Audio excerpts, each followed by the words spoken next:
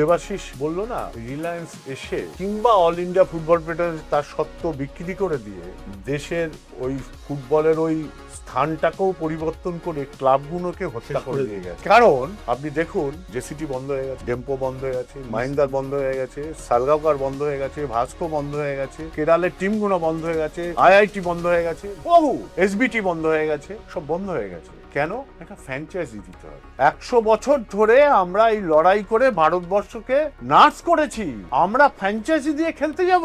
এই লড়াইটাই ছিল। আমি দোষারোপ করছি না, আমি আবার বলছি মোহনবাগানের হয়তো তখন কোনো পরিস্থিতি ছিল, নাহলে তো আমাদের যেতে হতো না। যেহেতু ওরা গেছে বলে আমাদের যেতে হয়েছিল, নাহলে আমাদের সাপোর্টাররা কাঁদতো। তো ওইটা যদি আমরা রাখতে পারতাম না, তো দুটো টিমই আইএসএল খেলতে পারতো না। আইএসএল কি যায় আসে, আমরা আইএসএল খেলতে পারতাম না, আইএসএলটাই বন্ধ হয়ে যেত।